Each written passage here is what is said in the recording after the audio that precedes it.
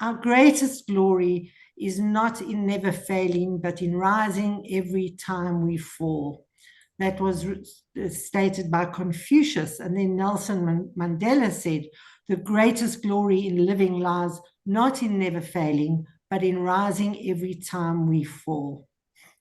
And this podcast is about finding our feet, finding the resilience to get up after a fall. How do we get back up after we've made that mistake, we've had that fall, we've had that failure? And today it's my absolute privilege and delight to have Eksteen Waal with us today. He specialises in conflict and relationships at work, as an officer in the military, in various leadership roles in multinationals, and as a founder and entrepreneur. His fascination with what makes people work well together or not has garnered him insights he uses to help leadership teams improve performance and loyalty. I'm so pleased to welcome Eksteen today. He's a distinguished public speaker and writer on these topics. Welcome, Eksteen. Thank you for having me, Lois. It's really great to be here. I'm really looking forward to our discussion. I'm sure you've got lots of little nuggets to share with the world. Well, what you just said there about getting up again, so finding your feet after failure, it takes me back to when I went horse riding for the first time on the farm. My grandfather had given me a lefer as a birthday gift when I was born, actually. And over time, I'd sort of gotten my own little herd along, and I bought my first horse from my grandfather, and then I had to break it in. And as a teenager, it was a bit daunting on such a big horse, and so I fell a lot, and I had to get up again, right? Dusty, scuffed, and with thorns all over yourself. And it sort of taught me that over time, when you get up again, it's like if you do not give up, there's nothing you cannot set your mind to that is within your abilities to grasp. You just need to see where you want to go, and just get up again and try again and again. And every failure is another way of learning. So I think you have a valuable podcast here, and it's great messages that people bring to this. Thank you. Absolutely. You've just got to get up. You've got to get up. I say you've got to pick yourself up. You've got to laugh. It's important that you find the funny. Learn from that mistake. Very important to forgive yourself for that mistake or the other people involved in causing the mistake, and take action and move on. So that's my Cliffham formula in picking yourself up and finding your feet. So you made a statement, death by discrimination. Explain. I think there's a lot of death that I faced in my life that had its root or a close root and some of the most painful situations in my life, in discrimination. And for me, that what really brought that home was when my cousin at 21 years of age took his own life because he felt not accepted by his family and his friends. And I thought that was it was sad, but it was also such a waste that someone had to get to that point. How could we show love, compassion, acceptance, and how can we help someone that is really down? I mean, just a simple hug or a simple pat on the back or a simple "I care for you" can save lives. And when we don't, it can destroy them. And what we see now in the world with all the upheaval that we've had since COVID and nothing is really settling, the need for mental health is immense, especially among our young people. Anybody under 35 is probably, there's a lot more struggles there. If we that are older are also struggling, then even more so the youth. And I think we need to understand that giving a hug can save a life. Giving an ear can save a life. And when we do not, the option for destruction, for death, is right there at our doorstep. And it's something we need to take seriously. And your link to discrimination? Well, I started number 6. First major hurdle. A friend of mine and I were playing in the sand, as you do in South Africa on a farm. to have little cars, and you create little mud roads and build little bridges and stuff like that. It was before the days of anything online. I mean, online didn't even exist in those days. And we were playing, and his mum called him and told him to come and do his chores, and he ran off because his mum was not one you disagreed with. And then he grabbed something from her. He had to go off to his shops. He ran around the corner, and I just heard him scream. I didn't know what's going on, so I ran around the corner, and he had fallen, and he had a glass bottle in his hand, and he had cut open his stomach. And so I just sort of collapsed next to him and I just screamed. And my mum came out, saw this, and she brought a tea towel out that dampened with saline water, and I held in his stomach. And that's basically where I sat while my mum was calling people like the ambulance and so on. It felt like forever, and eventually the ambulance came and they took Johnny away, and I never saw Johnny again. But for many, many years, because of something else, a genetic condition that we have in South Africa called hemochromatosis, which is rampant in South Africa amongst the white population as well as in Ireland, for instance, small white populations that keep on breeding eternally. I've forgotten the story. But it's something that had influenced my mental pathways and the way that I look at the world. Because not too long after that, I went to school for the first time. And I was told at school, I was telling people about Johnny and that I miss him, and how much that is a gap in my life, because my best friend.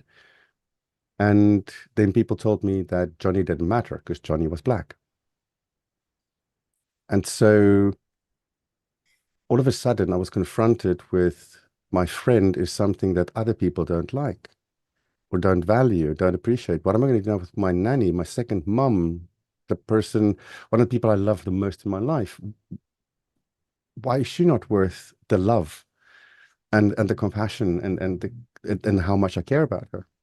And it started a journey for me. I mean, then I was beaten up at school, waterboarded, and yeah, ribs cracked here and there because I was gay. So again, then I went to the military and I just couldn't say it, and I never came out until I was 26, because in the military you can't say that. I was in the officer's track, so I was an officer and I lived a celibate life for most of my life, up to 26, simply because discrimination was rife.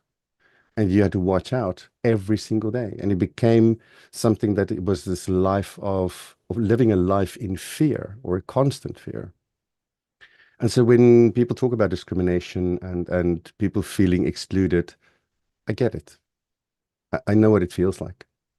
And I think that's one of the things that set me up for my life to today. I'm not per se grateful for having gone through it, but I'm grateful for what I learned.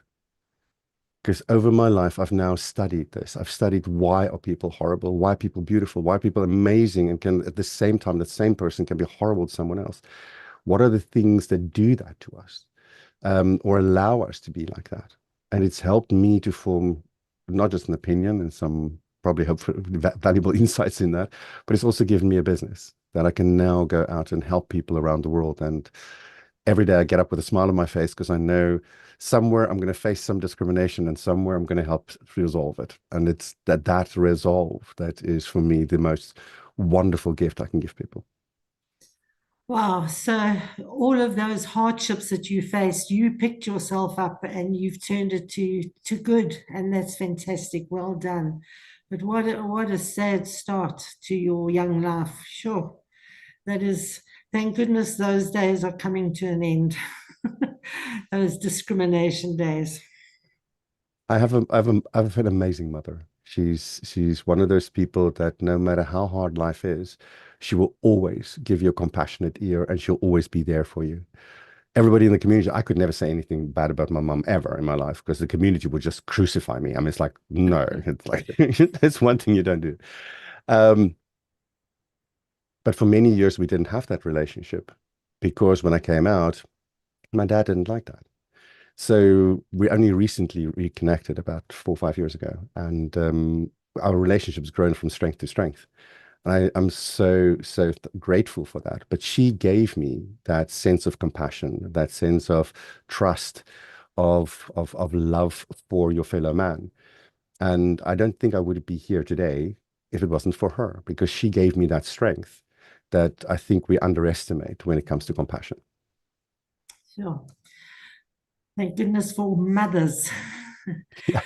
So Eksteen, can you share with us a story of where you made a mistake, a small story, something that could happen to anybody any day? Oh, okay.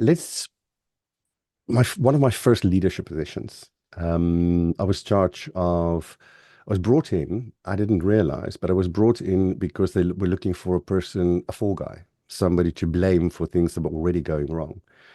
They didn't expect that I would be wise up to that very quickly. But the problem is when you come into a hostile environment like that, you always not just feel excluded, you feel made smaller. But it can also become quite not just disheartening, but also overwhelming. And I remember one day I was so angry that I went and sat outside on the curb.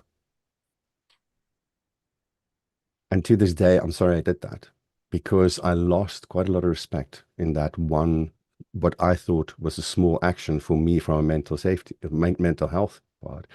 But if I had done that less publicly, taken the time and taken the time out and said, listen, by the way, I'm going to go get a cup of coffee, walked across the street to the mall, whatever.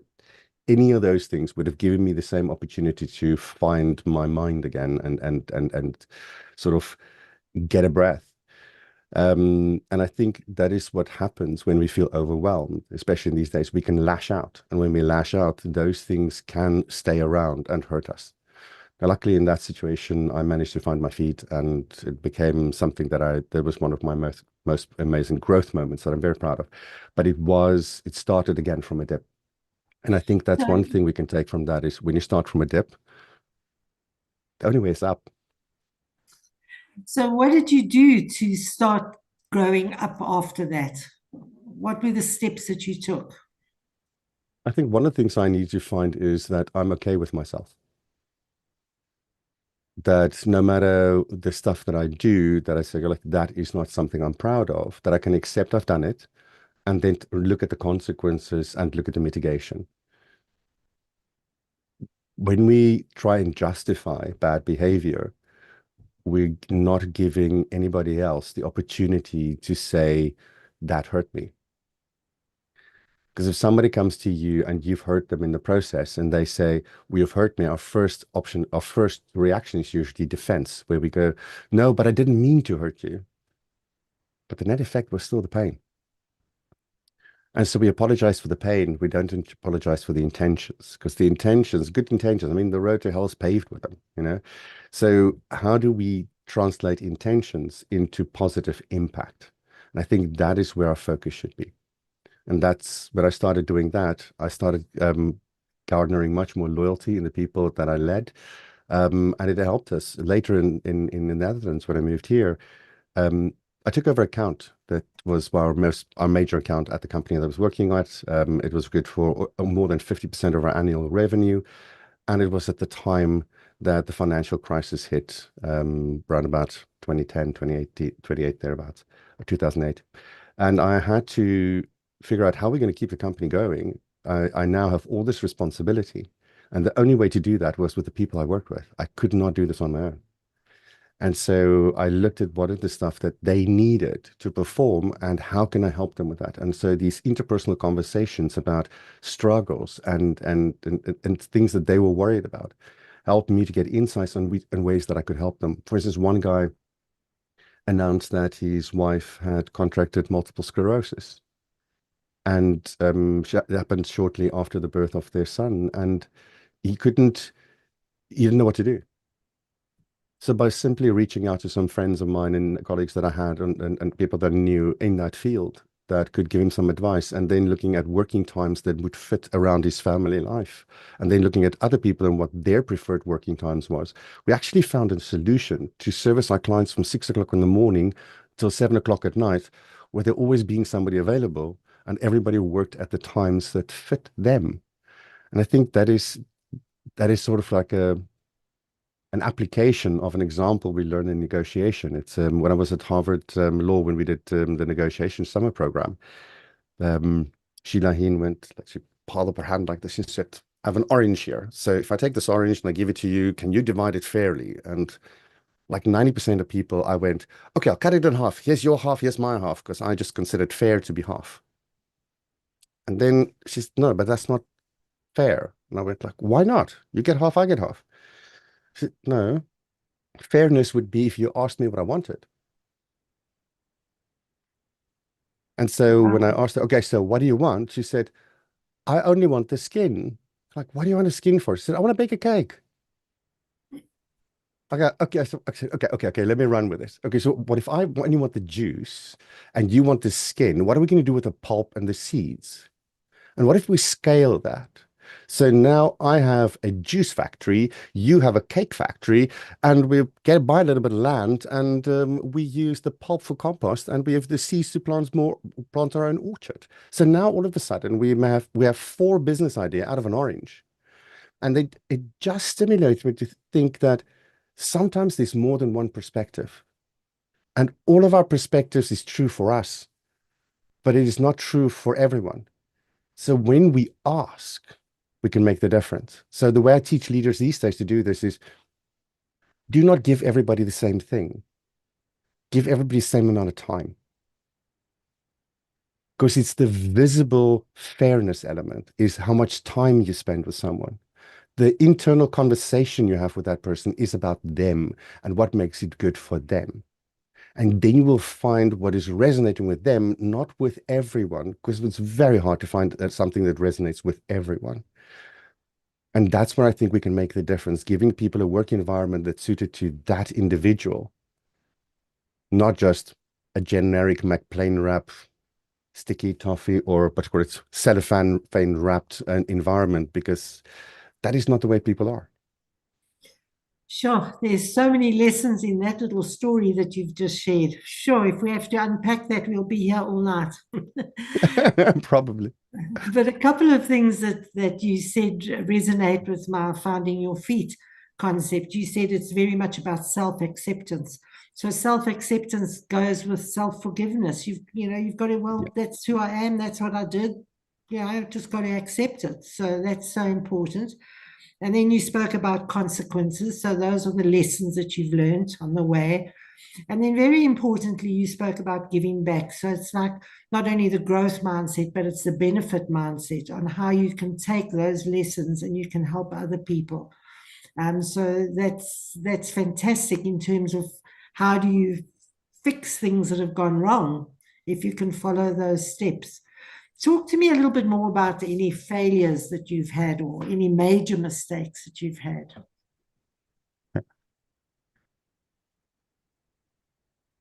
Do you agree with what your boss says or not?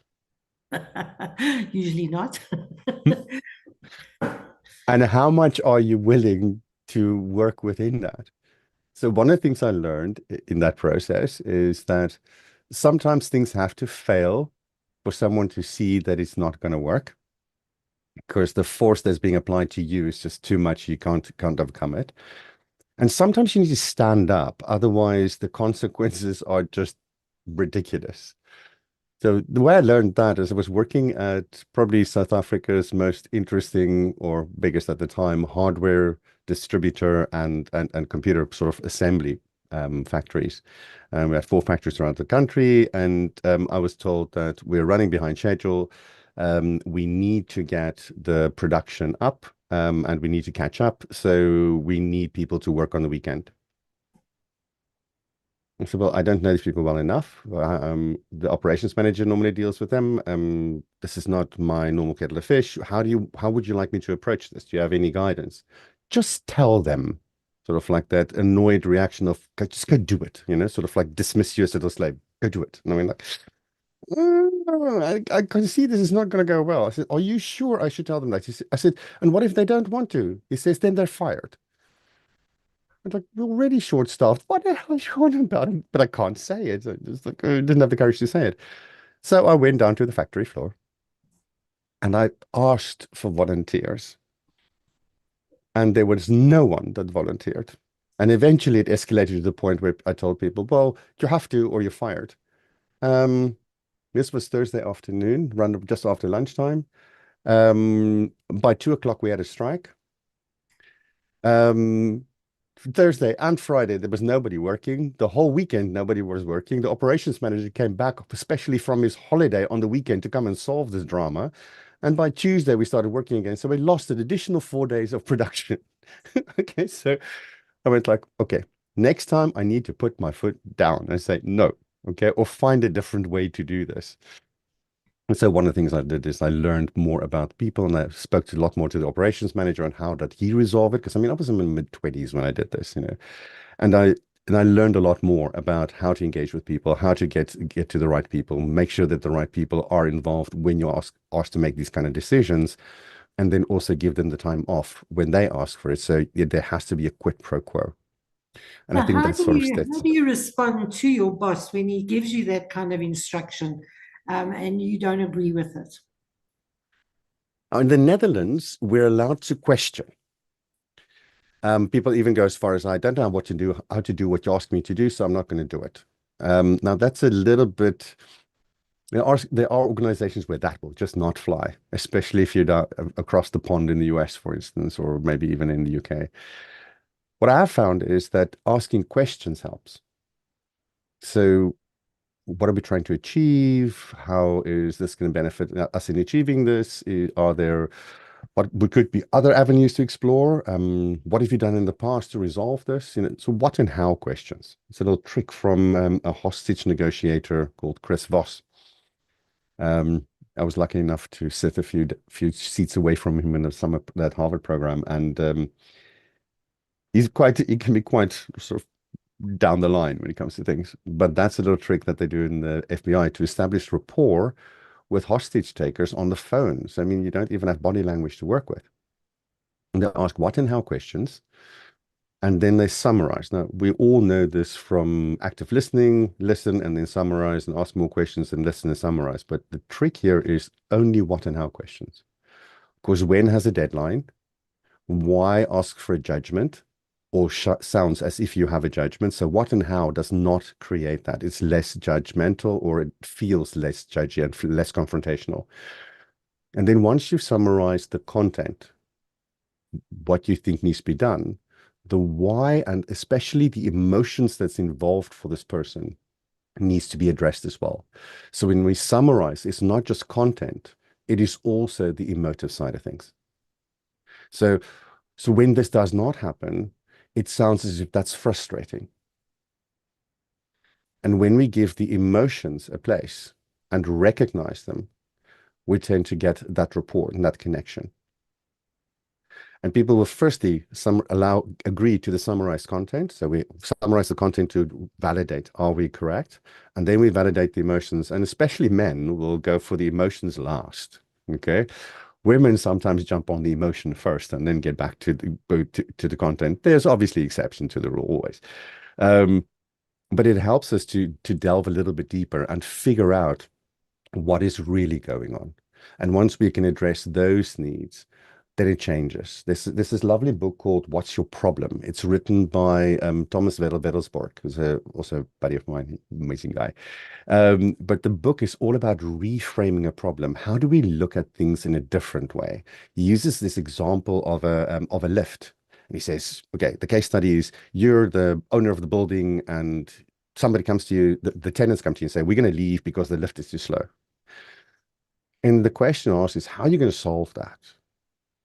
Now, if you're listening to this at the moment, this is the point where you pause when you explain it to other people, okay? But for us here, we're just going to run straight through. The question is not, is the lift fast or not? Because you can get objective criteria, you can get engineers, and you can measure everything. The question is, where's the perception coming from? And if my perception is that the lift is slow at 40 seconds, then it's still going to be slow at 36. It's still going to be slow at 20, which is half. It's twice as fast. But what can we do with a perception? We can adjust it. We can interrupt it. So when we look at perceptions is, what is the perception of a lift being slow? It's the time that I perceive that I'm waiting. But what if there was a mirror and I could just look in the mirror and go like, no, just get the hair in place and just get the collar straight and put the tie up and look at the skirt length that it's hanging in the right place, and that kind of stuff. The moment we do that, there's 10, 15 seconds gone. We put up a TV with Bloomberg or somewhere or another ticker tape running or the news or something. People just look at it, even if for a second or two, again, they're distracted. We put hand gel or hand cream or hand sanitizer down. People rub that across their hands, and then again, there's a few seconds gone. And that's much cheaper than replacing the motors on the lift. So are Wow. we solving the right problems is sometimes the most crucial question to ask. Sure, that is so deep. We could spend hours talking about that. I'd love some more examples, but we really won't have time for all of that. But sure, you've got so much to share. Your failures in life have certainly given you a lot of learning. Yes. What tips can you give people how they can overcome some kind of a mistake or bad decision that they've made? I think because my focus is relationships, the first thing I'm going to look at is who did it hurt? And I will go to those people and I will take ownership and I will apologize and I will say sorry. And then I will have a conversation with them with the what and the how questions to figure out what is the emotion behind it, how deep is the hurt, what is it, my actions that cause that? Because that becomes a learning conversation, one that I can learn from and grow from. But it takes courage. It is not something that's easily done. And sometimes it takes a few days of standing in front of the mirror and going like, I'm not a bad person. I'm not a bad person before you have that courage. And one of the things I would do in that is look at the stuff that's around you that you can be grateful for. It helps to stabilize our emotions. One of the best exercises, it has been shown to be almost as good and sometimes as good as medication, is when we're feeling really down, think about the stuff that we're thankful for. And I normally tell people split it into three categories. One, what are you grateful for in what you do or the people you work with? So things that earn the money, bring home the bacon, what is the one thing, let's say, for instance, in the last 24 hours that you've been grateful for, and do this every day for 21 days. The second category is for the people that you love, that you care about, your parents, your children, your spouse, anybody that's close to you that you really feel have a deep connection with. And then the third one, which is just as important as the first two, is what are you grateful for within yourself? And write those three down every single day. Don't repeat them in a week. You can repeat them next week, but not this week. And as you do that, it shifts your emotions from overwhelm, from frustration, anger, feelings of worthlessness, to seeing the positive in life, to seeing the potential for growth, to seeing the beauty that's around you and the amazing things you experience every day. And from that place, it's easier to have a compassionate ear.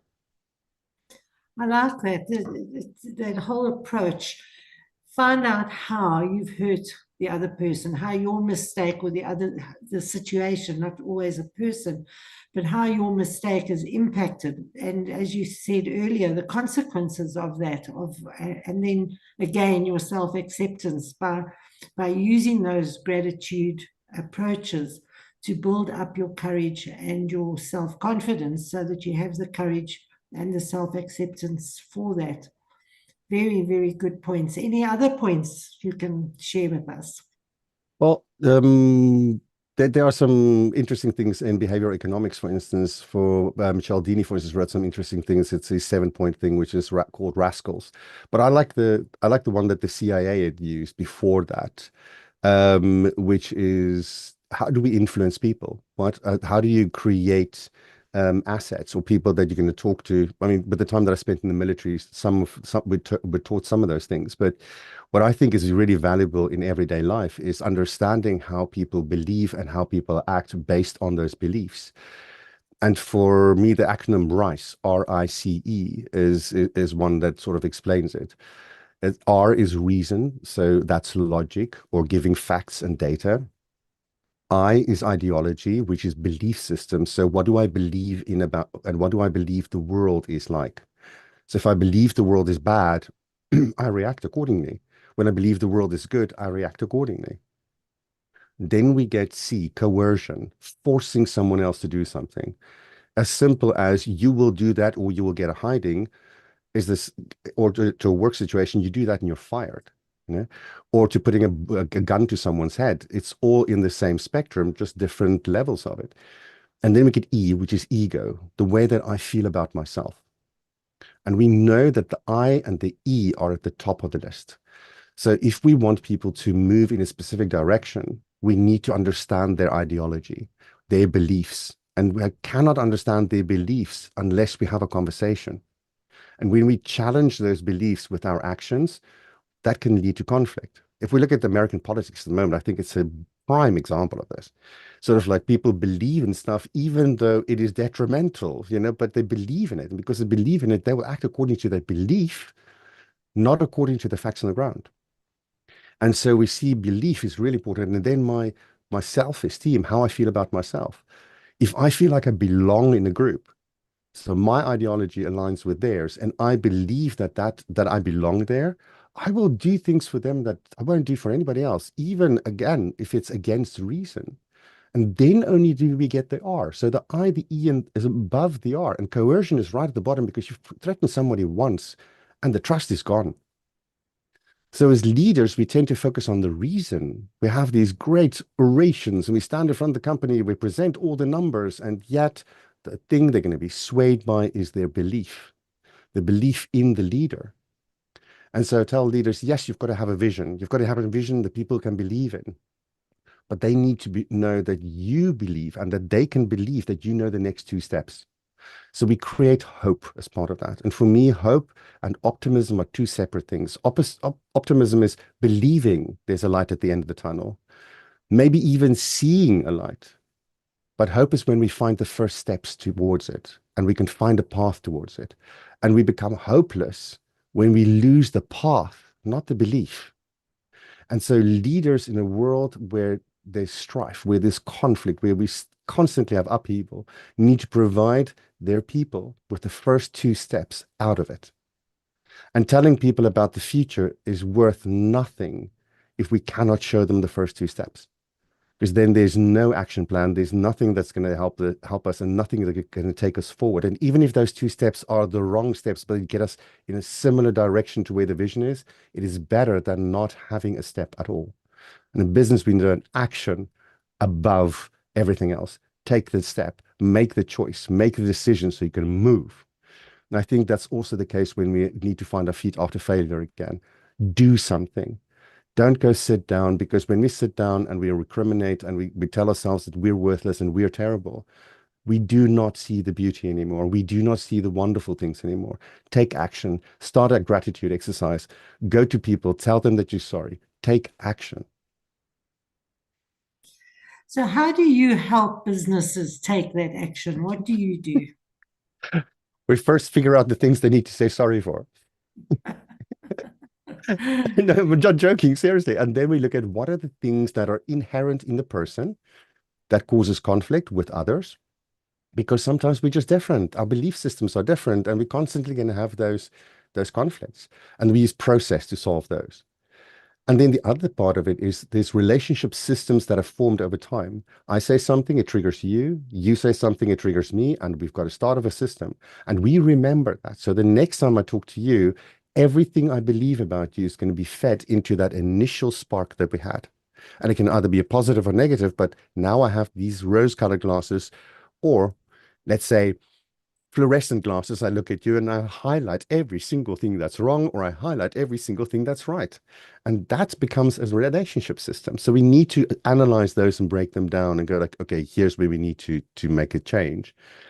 And then the last one is we shift perspectives. So where people have certain beliefs, we show them other perspectives on that belief.